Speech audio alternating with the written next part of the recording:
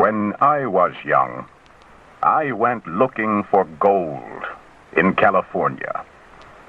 I never found enough to make me rich, but I did discover a beautiful part of the country. It was called the Stanislaus. The Stanislaus was like heaven on earth. It had bright green hills and deep forests where soft winds touched the trees.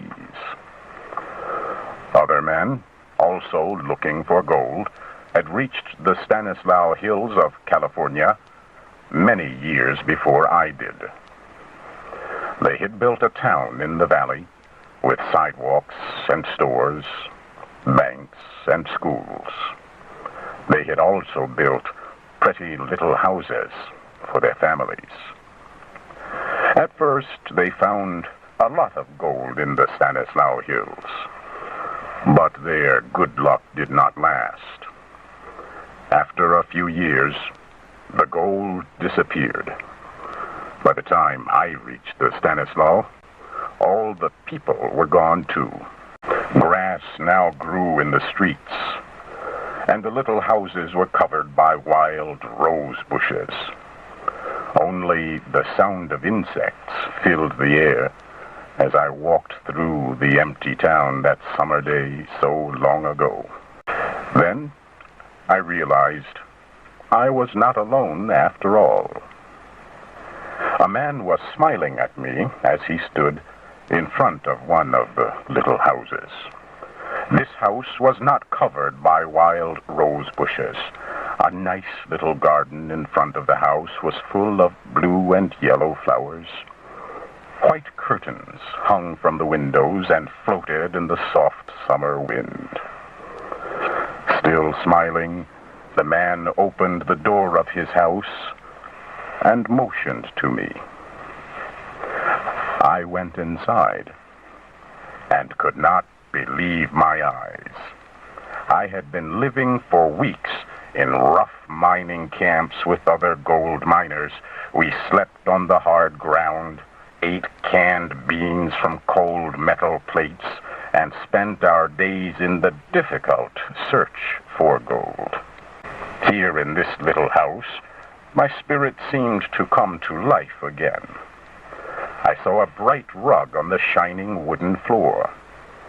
Pictures hung all around the room, and on little tables there were seashells, books, and china vases full of flowers. A woman had made this house into a home. The pleasure I felt in my heart must have shone on my face. The man read my thoughts. Yes, he smiled, it is all her work. Everything in this room has felt the touch of her hand. One of the pictures on the wall was not hanging straight. He noticed it and went to fix it. He stepped back several times to make sure the picture was really straight. Then he gave it a gentle touch with his hand. She always does that, he explained to me. It is like the finishing pat a mother gives her child's hair after she has brushed it. I have seen her fix all these things so often that I can do it just the way she does. I don't know why I do it. I just do it. As he talked, I realized there was something in this room that he wanted me to discover. I looked around. When my eyes reached a corner of the room near the fireplace, he broke into a happy laugh and rubbed his hands together. "That's it," he cried out. "You have found it. I knew you would. It is her picture." I went to a little black shelf that held a small picture of the most beautiful woman I had ever seen. There was a sweetness and softness in the woman's expression that I had never seen before. The man took the picture from my hands and stared at it. She was 19 on her last birthday. That was the day we were married. When you see her, oh, just wait until you meet her. Where is she now? I asked. Oh, she is away, the man sighed, putting the picture back on the little black shelf. She went to visit her parents. They live 40 or 50 miles from here. She has been gone 2 weeks today. When will she be back? I asked. Well, this is Wednesday, he said slowly. She will be back on Saturday, in the evening.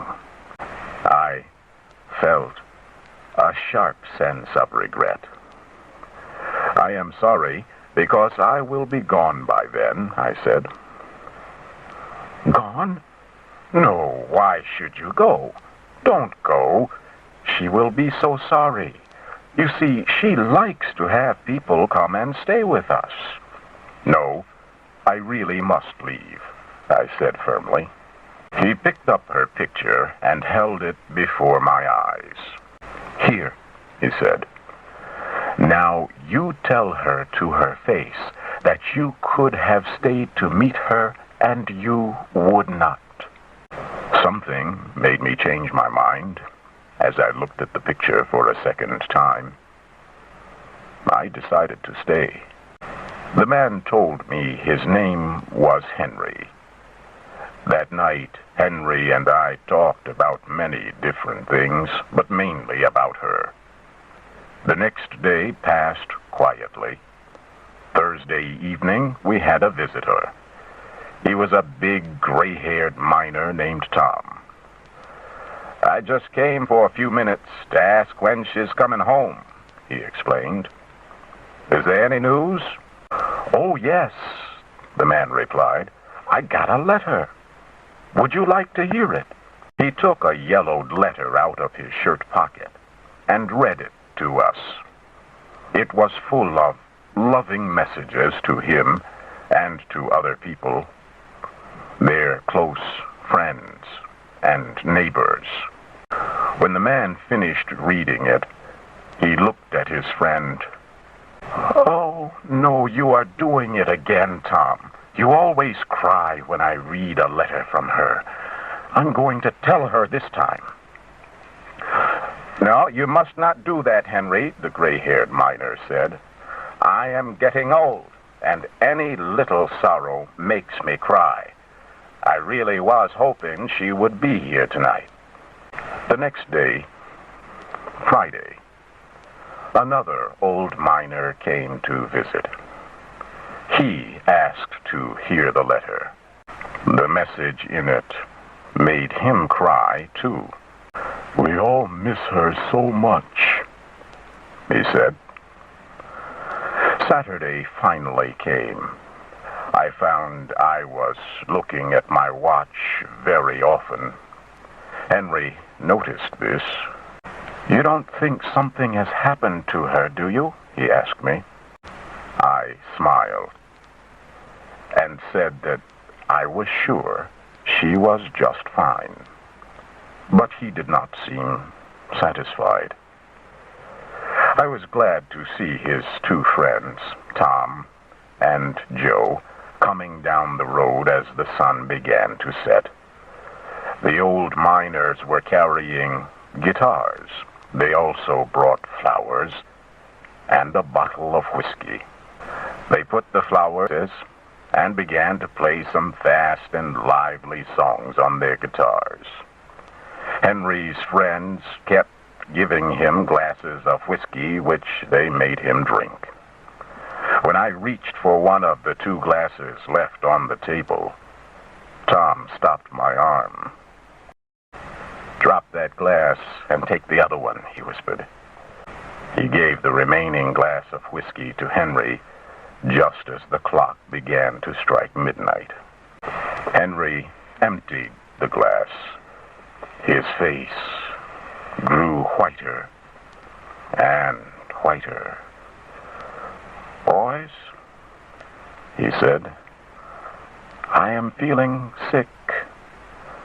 I want to lie down. Henry was asleep almost before the words were out of his mouth. In a moment, his two friends had picked him up and carried him into the bedroom. They closed the door and came back. They seemed to be getting ready to leave, so I said, "Please don't go, gentlemen. She will not know me. I am a stranger to her." They looked at each other. "His wife has been dead for 19 years, Tom said. "Dead?" I whispered. "Dead or worse," he said. "She went to see her parents about 6 months after she got married. On her way back, on a Saturday evening in June, when she was almost here, the Indians captured her. No one ever saw her again. Henry lost his mind. He thinks she is still alive. When June comes, he thinks she has gone on her trip to see her parents. Then he begins to wait for her to come back. He gets out that old letter, and we come around to visit so he can read it to us. On the Saturday night she is supposed to come home, we come here to be with him. We put a sleeping drug in his drink so he will sleep through the night. Then he is all right for another year." Joe picked up his hat and his guitar. "We have done this every June for 19 years, he said. "The first year there were 27 of us. Now just the two of us are left." He opened the door of the pretty little house, and the two old men disappeared into the darkness of the Stanislaus.